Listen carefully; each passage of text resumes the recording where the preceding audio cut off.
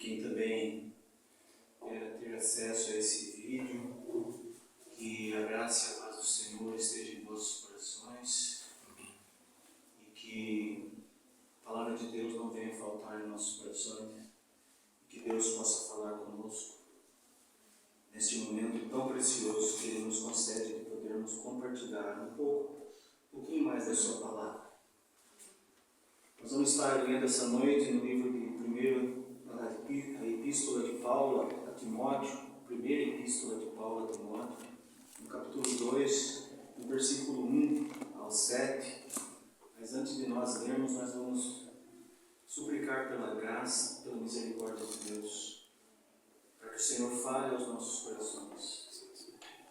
Porque só Ele conhece e sonda os nossos corações. Ele é quem sabe as nossas necessidades. Maravilhoso Deus, eterno Pai, Deus de amor, Deus de bondade, Deus que é Deus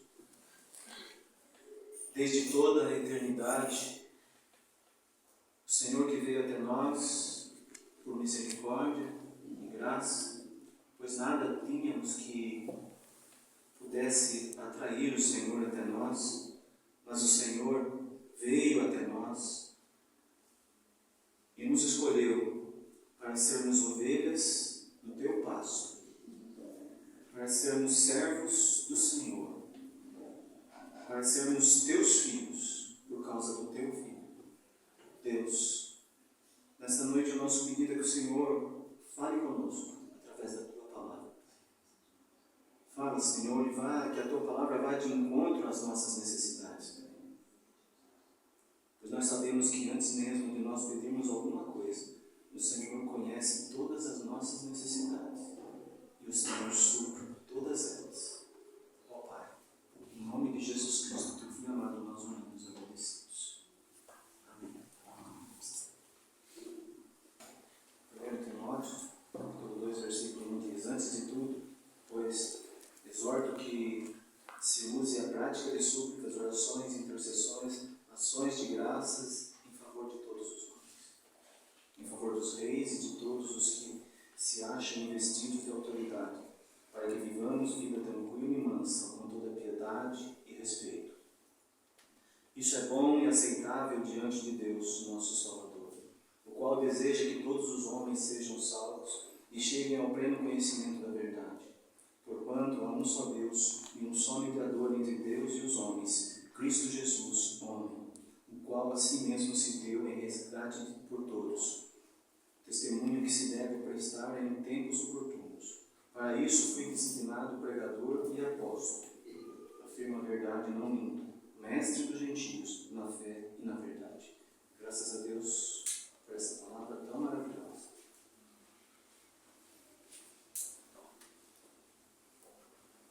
Irmãos, aqui nós vemos a orientação de Paulo ao seu filho na fé, Timóteo. E Paulo está orientando como Timóteo deve conduzir a igreja, como ele deve se comportar como ministro da palavra de Deus na igreja que ele estava responsável. Mas antes de tudo, Paulo diz, antes de tudo, tudo que Paulo disse a ele antes no capítulo 1, pois exorto que se use a prática de súplicas, orações, intercessões, ações de graça em favor de todos os homens. Nós vivemos um momento tão delicado na humanidade, irmãos.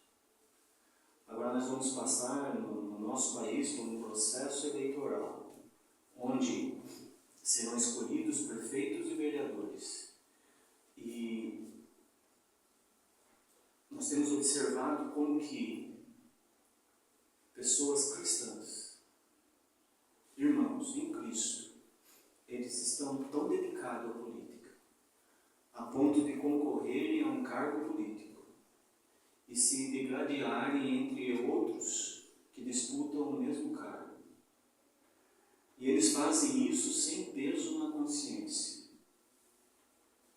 Porque quando nós olhamos para o mundo hoje, nós percebemos que hoje, não na totalidade, mas na maioria, os cristãos em todo o mundo vivem um cristianismo superficial.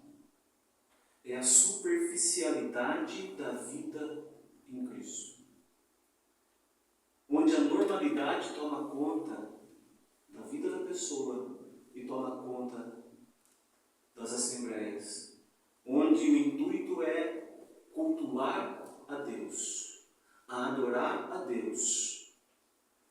São introduzidas práticas mundanas para agradar o homem. Essa normalidade de que isso não tem problema e que isso está tudo bem, isso não agrada a Deus.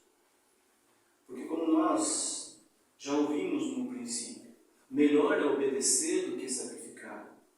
E Paulo mesmo disse, se eu fosse agradar a homens, certamente eu estaria desagradando a Deus. São momentos difíceis, são momentos de apostasia, porque a normalidade do mundo adentrou as assembleias e o povo passou a viver uma vida cristã superficial, não tem profundidade na palavra de Deus, estão distanciadas de Deus, vivendo como se nada tivesse problema. E o irmão leu no Salmo 62, no versículo 6, o salmista confessa ali, o Senhor é minha rocha, o Senhor é o meu refúgio, o Senhor é a minha salvação. Ele está dizendo ali, em outras palavras, distante de Deus não há salvação, distante de Deus não há refúgio, distante de Deus não há estabilidade para a nossa vida, porque Ele é a rocha. Nós percebemos, irmãos, quantas coisas têm afastado o homem de Deus.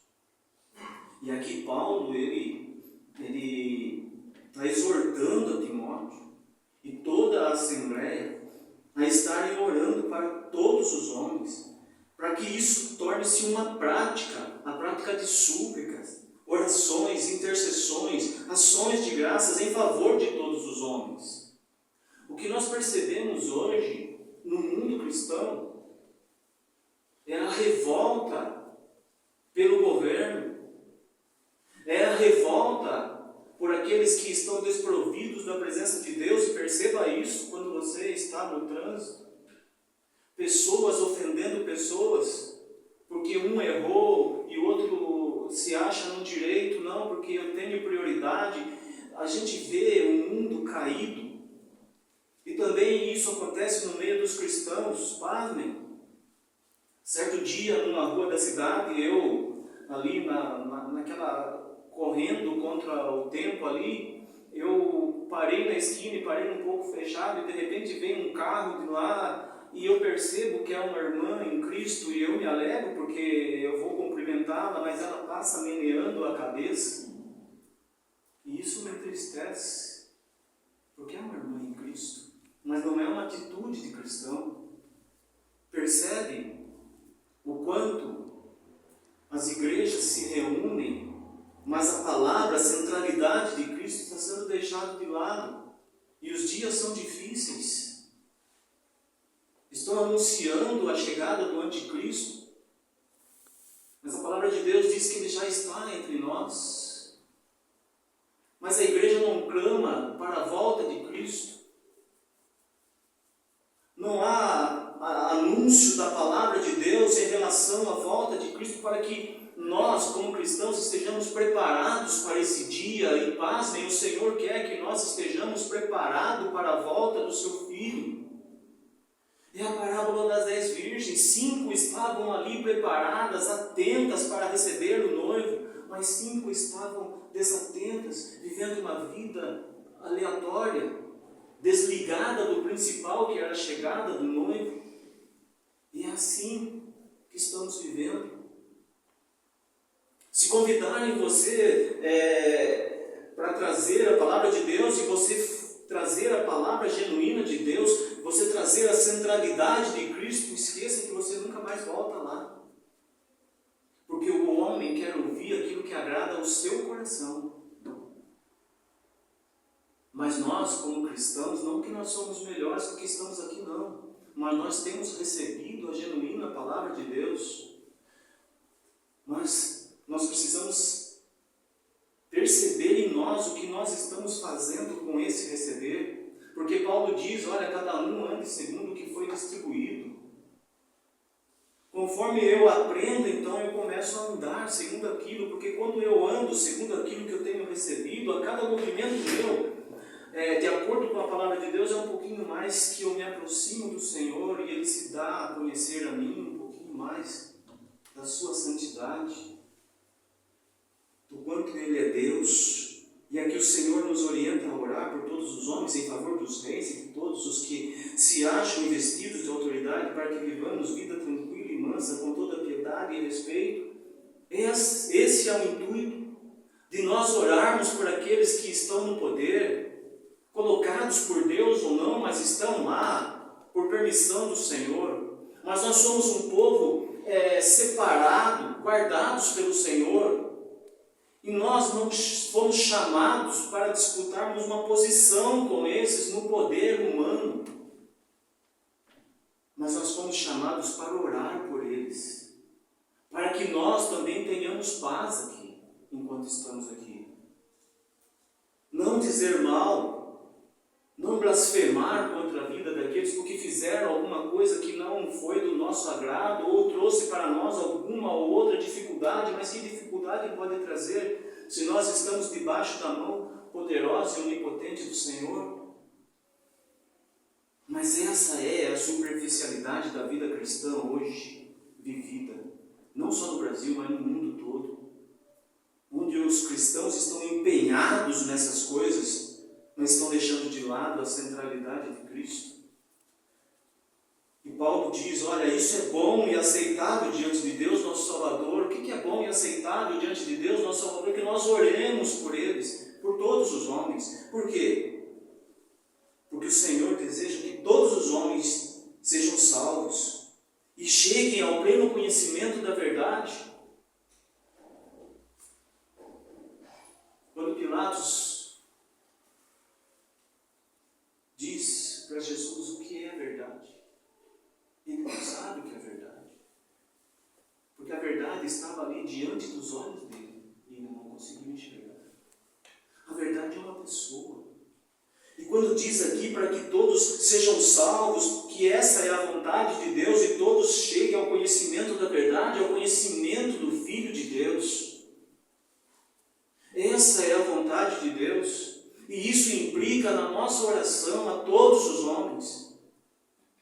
É possível a gente ver hoje irmãos cristãos que têm pendência com outro irmão. E quando você fala do amor de Cristo e da necessidade de perdão, a pessoa responde para você, mas a pessoa ainda não me procurou. Totalmente fora da visão de Deus, totalmente fora da palavra de Deus. Mas é um filho de Deus. Deus está trabalhando com esses. Por isso Jesus disse, se algum irmão tiver contra ti alguma coisa, deixa a sua oferta. Não está falando de dinheiro, não. Está falando para um povo que tinha ali ainda nos sacrifícios a expiação dos seus pecados. Deixa a sua oferta no altar, vai reconciliar com seu irmão, porque ele tem alguma coisa pendente com você e você não sabe, mas vai lá, reconcilia. Não esperar que aquele irmão, não, eu estou esperando ele vir até mim. Não entende nada de perdão. Não conhece a Cristo verdadeiramente. Porque a falta de perdão nos traz ansiedade, nos adoece. Está distante de Deus. Não tem estabilidade na vida. Não tem onde se refugiar porque está distante. É um filho pródigo distante do pai. A palavra diz que ele tinha... a fome era tanto que ele queria comer a comida dos porcos, as alfarrobas que era dada aos porcos. E ele não comia porque nem isso o mundo lhe oferecia, o mundo lhe dava.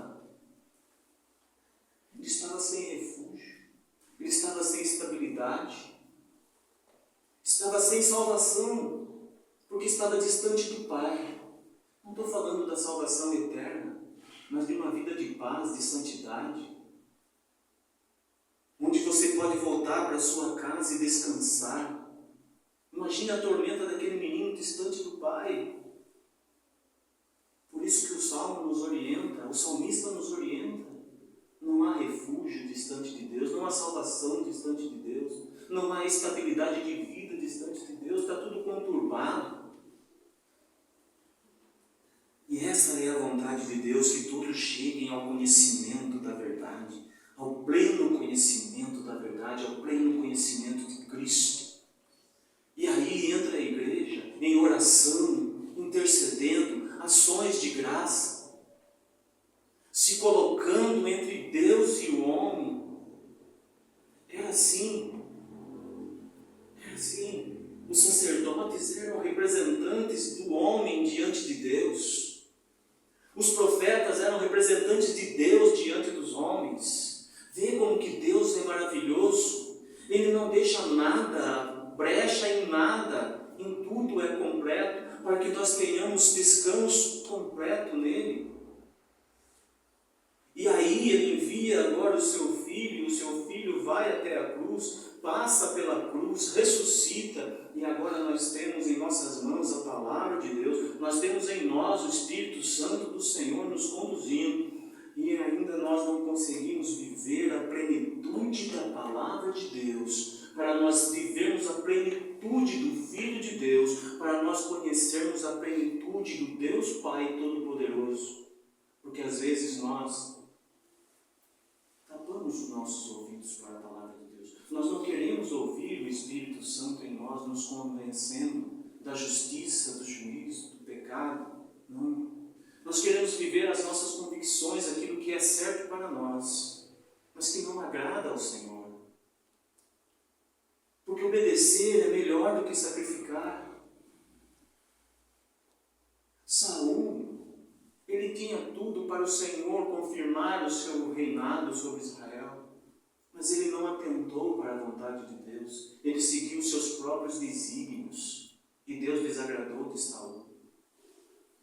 Mas buscou um homem segundo o seu coração, o homem que quando ele pecava, ele não atribuía a culpa a ninguém, ele dizia: eu pequei, Senhor, contra ti somente pequei, se arrependia ao pó.